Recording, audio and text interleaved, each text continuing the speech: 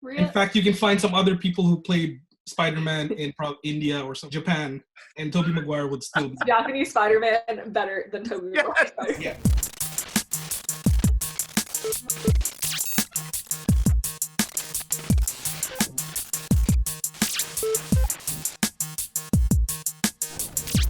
Hello and welcome to the Lunchbox, the show where we hope to scratch your nerdy itch even though we're just at home. Today we have a very Marvel-esque show. We didn't plan it that way, it just kind of happened. Today I'm joined by Alex. Hi. And Michelle. Hello. And again, before all that, how was everybody's weeks? How are you keeping? Go ahead, Michelle. Okay, I'm actually doing much better this week compared to last week.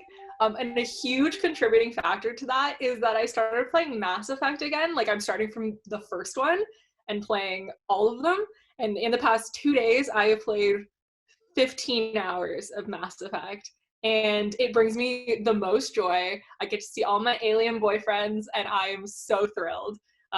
So I'm doing a lot better. Though, unrelated to that, the only thing that went wrong for me really recently is I went to the grocery store today because I, unfortunately, am dairy intolerant and I'm allergic to nuts and I can't have soy, so I can only drink oat milk. Ouch. It's a thing. Wow. And I was like, okay, I need to get oat milk. I'm going to go to Whole Foods, which is the specialty grocery store for all the people who are picky. They don't have oat milk. So I cried because I waited in line for 40 minutes to get in there to get no oat milk. So that was the only bad thing. Yeah. So you got to make your own oat milk. Well, for me, this has been the week where I snapped and cut my hair, shaved my beard, and just lost all the will to live. But other than that, I'm here. You revived my will to live so I can trash some stuff and praise others. So how about you, Lou? How have you been? So I was kind of bored, just doing work and stuff, and then I stumbled upon YouTube videos of 5-star islands from Animal Crossing. Ooh. Yeah. And I'm like, how'd they do that? So this whole week I've been obsessed with just trying to fix up the island. And last night was the first time I got to a Tarantula Island, where I just dropped everything except for the net, so I could cash in all those tarantulas. And yeah, that's about it. With that, Michelle, you want to start us off with the topics? Yeah. So the first topic and the thing that I immediately had to message Lou about is the new Marvel heroes that were announced. They were announced. When I first heard this story, I thought it was an April Fool's joke because it was kind of around the end of March, beginning of April that I first heard this. Plot twist, not an April Fool's joke. So on, I believe it was March, end of March, on Marvel's website, they put out the new Warriors. So they've introduced these new superhero characters. The storyline for this is that the teenagers are not allowed to be superheroes. You have to be a certain age to be a superhero. So it's actually about an older group of heroes training a younger group of heroes. The thing that makes this controversial and we're talking about is actually the names and powers of some of these heroes. So there's 5 in total. I don't really care about most of them. One looks like a vampire, which is kind of cool. But the ones that I really stood out to me are twins. They are non-binary twins, so no gender, which is cool. That's the first time I think we've ever seen anything like that. But the thing that really makes it kind of stand out more is actually the unfortunate and pretty, I think, on purpose naming of these heroes. So they are named Snowflake and Safe Space. Hello. Way to get political. Bravo. Yeah. Someone got paid for that. Someone got paid to write someone that got down. paid. It was someone's job to do this, and the powers that go with each of them are just honestly sad. Snowflake throws ice shurikens, throws snowflakes more or less, and then Safe Space, based on my research, can make force fields, but not for themselves, for you, so you can have a safe space. That's it. What did you guys think when you first heard Alex, about you that? want to go first on this? I was kind of excited because I thought Michelle was gonna, really defend it and enjoy it, and you know, because I'm ready to trash it. But That's the way, man. but like I don't know what to say about it that hasn't already been said. It's like recently I watched the Jay and Silent Bob reboot, and it felt the same. Just like somebody from the 90s used a time machine to come to today's age, and just was on the internet for a week and decided, hey, I can make a movie or write a book. It's like, look at all this stuff. Safe Space. Who else is there? This Screen Time's one of them. Screen Time. Oh Yeah. my God, Trailblazer. Like, be negative is the name. I of all of them, that's the one that I'm like, oh, not happy about, but I'm like okay with, just because I think the design's cool. I think Be Negative's kind of funny. Like, I think it's a funny name. The other ones, I'm just like, no. It's very try hard. It would be like if they announced Kamala Khan, the Miss Marvel character, and like I wrote it. It wouldn't make sense because I'm not Muslim. I wouldn't understand. So Daniel Kibblesmith, for some reason, is writing this. You know, it probably shouldn't be him to write this sort of subject matter, and it just screams try hard, and it's getting rightfully trashed.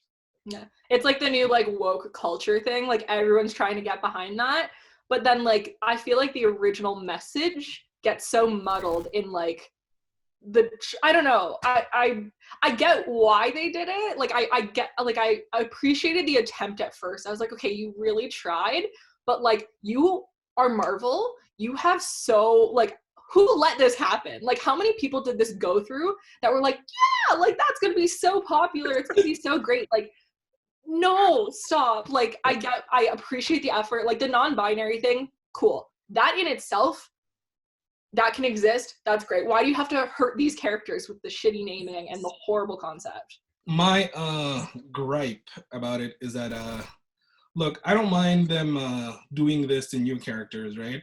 So if you want to make these new characters, at least make them good, or make them like interesting. Don't the names, first of all, Snowflake, that is, like you guys said, who got paid to do that? How did it get approved? And even the character designs are just ugly. Their uniforms are trash, and it's like, just I don't understand. The uniforms are another problem I have, but I have so many problems with it. But they're really like, okay, the non-binary, love it. I'm here for it. Let's do it. Why are they blue and pink? I'm sorry. Yeah, sorry. You're I meant to mention the colors too, the color scheme. Yeah, you're trying to like move away from like these gender norms and all of that, and you're trying to have them outside of that. Why would you put them in those stereotypical colors? I think that's like doing a disservice. Make them like lemon lime, like yellow and green, or like something just like outside of that, because we as an audience are trained like to go, okay, pink is the girl and blue is, or whatever. They switch that, so like that's cool. But then if you look at their bodies, one looks more masculine, one looks more, it becomes muddled, and like the intention gets lost. It just it makes me so mad. And then what do they call them? Non-binary. So put him in a mech suit so I can't tell. I'm saying, yeah, because one of them looks more masculine than the other, and like, how am I supposed to distinguish them? Yeah, I don't. I wouldn't have known if it wasn't for the description. Like just looking at the pictures, like, oh, that's the brother, that's the sister. Okay, I got it. But and then they're non-binary. You're just like left wondering why. Like, is it just for the sake of it? Mm-hmm. Might have been. Yeah, the thing with including like the LGBT spectrum and all of the different things is, at least in my personal, and this is like from the opinion of a heterosexual, heteronormative, whatever, like lady with a lot of friends that identify like in the various areas. I don't even know how to say it properly. Like, I sound like an idiot. But what I'm trying to say is, I feel like if you're going to include these characters, number one, there are so many people who are not going to like the character based on the fact that they're non-binary. So give them a fighting chance. Like, you really, I feel like, setting these characters up to fail by giving them like so many things that the average or like the loudest comic book people are going to have a problem with. Do you know what I mean? Like you're gonna get like those bros being like, oh, I don't like that, and they're stupid names. At least if they had badass names and badass powers, you'd like kind of have like, but there's this too. So there's still, I don't know where I'm going with this, but I have so many problems. But I did think of my own character that I want to add in, because I think they really missed an opportunity having like either a villain being toxic man, like toxic masculinity, and or keyboard warrior. Those are my additions, because I think those would be stupid too. Can I add one? I'll add one. The simp. He's kind of like the Hulk, but he only protects women. Classic. I love it. See, like, if you're gonna do it, like, go all in, right? Like, I would read that. Of all just the garbage, I would read that. But I don't know. Ugh. We can talk about that all day. Let's move on. If you guys have not seen John Krasinski's new show on YouTube, I think it was on the 3rd episode where there was a fan that drew a 4-panel page of him. And finally, there's this 4-paneler, which I have to appreciate, as it'll be the closest I ever get to playing a comic book hero. And then he said that this is probably the closest he'll be to a superhero with a smile. So with that, there was tons of rumors floating around that he did, in fact, meet with Marvel, which would be the second time, because I think the first time that he did meet with Marvel, it was to discuss maybe like a directing gig for like the Phase 5 movies, maybe. So how do you guys feel about this new John Krasinski rumor that he may actually either be Mr. Fantastic or directing some Marvel movies? Well, personally, I think like it's kind of a shoo-in. Everyone's been talking about it. There's no wiggle room. Like at a certain point, he just has to be Reed Richards, right? As for the directing, if you would have talked to me the day the story broke out that he had a meeting, I would have said there's no way John Krasinski is going to direct, because when you're a Marvel director, you tend to give up a lot of your artistic and creative freedom. Yeah. But with we'll talk about it later, obviously, breaking news about Sam Raimi, I'm sort of, kind of flipped, where maybe Krasinski is directing something, and I wouldn't know what that is. I'm just assuming he could play Reed Richards, he could play Cyclops. You never know. Cool. That's actually good. I like that. Cyclops? Yeah. But I think everybody is already seeing him as Reed Richards, and even the comic books, like Nick Fury before him, Sam Jackson started to look like the comic book. I mean, counterpart. You know what I mean? I mean, I'm on board for it. I really like him, like, just overall as an actor, as a director. Like, anything he's been a part of, I've enjoyed. And I could see, just based on like him as a person, like seeing his Some Good News show, which I've been obsessed with. I love it. I think it's great that that's awesome. Happening. It's all this like good stuff. Yeah, it's so refreshing during these times. Like, shout out to him. But like his energy, like the way he speaks and the way he presents himself, like really to me does feel like I want him to be a superhero. Like, to me, he is like a real life one, which sounds so lame, but he has that like love. Like, I don't know, there's something about his personality that I feel like would lend very well to playing a like happy type of superhero, not like a dark or edgy like weird backstory, like really just like a superhero. And like I would agree, like we talked about it back in the fan casting, as Reed Richards, of course, amazing. I would take him as literally like anyone at this point, like him in the Marvel universe. Sign me up. I'm here for it 100%. So let's say that he is going to he is playing Mr. Reed Richards. Do you think there's a good chance that we also see Emily Blunt, who said that she didn't want to be roped into like a very long contract, which Marvel tends to do, right? Do you think if he's Mr. Fantastic, Emily Blunt becomes Sue Storm? I think or can you see it that can you see it happening where it's John Krasinski as Mr. Fantastic and somebody else as Sue Storm?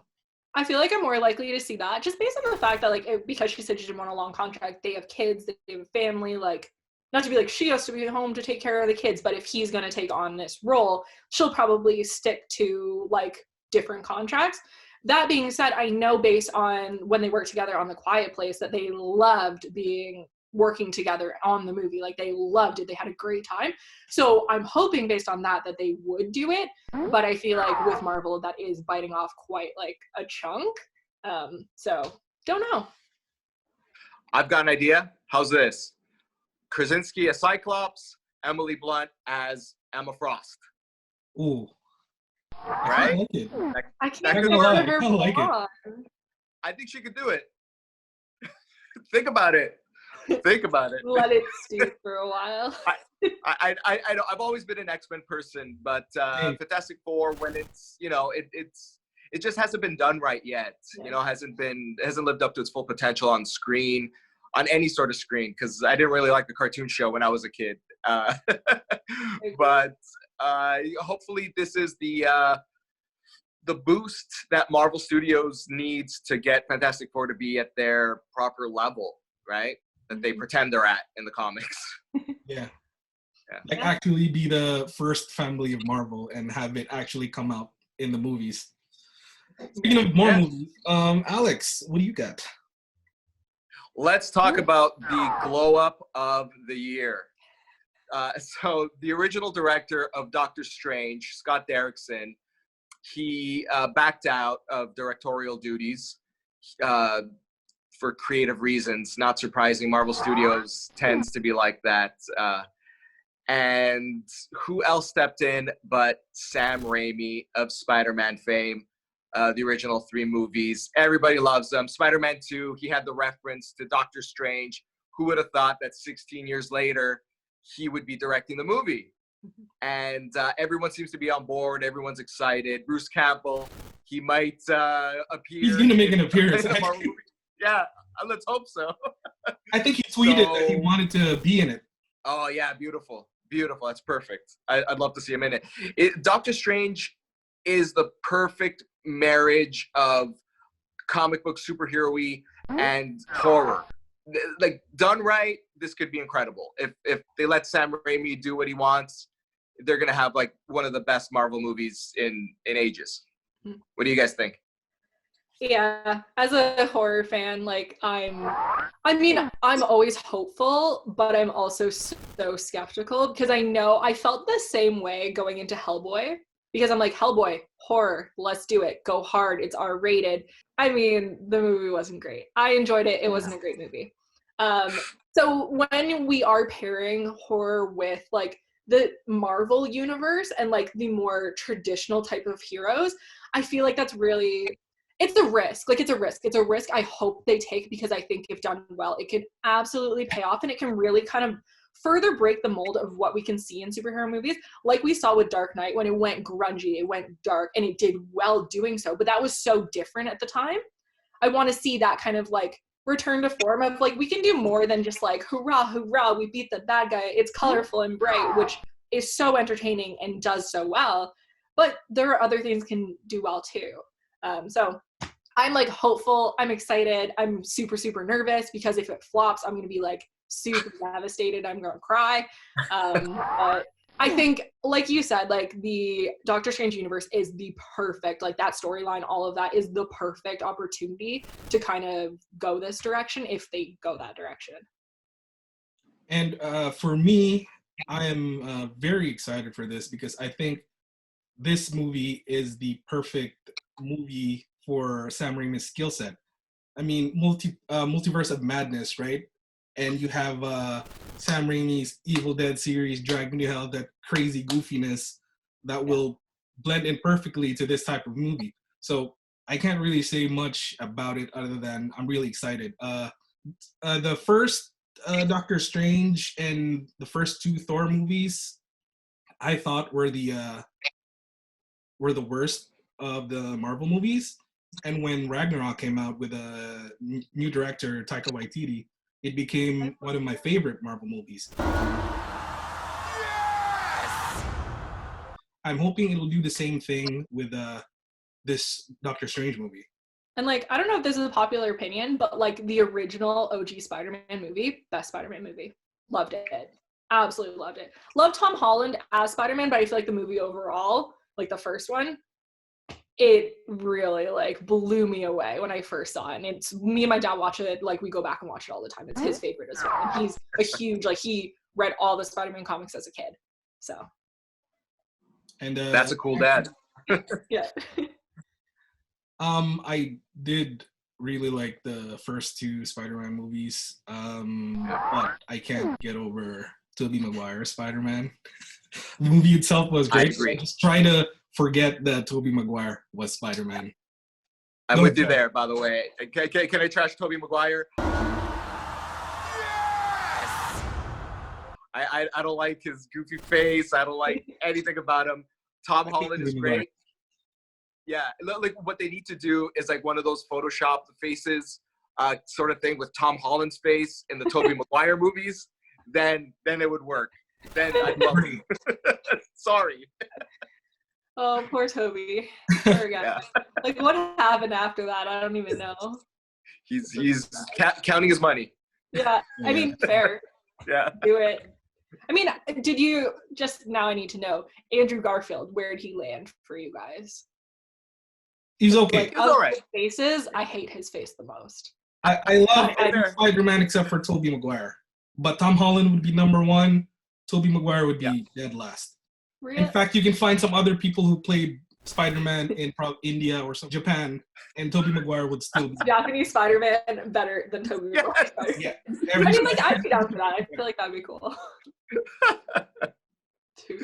And actually, we have time for one more, and this one is near and dear to my heart. As you know, the Marvel movies have been moved, with Black Widow going November of 2020, The Eternals moved to February of 2021.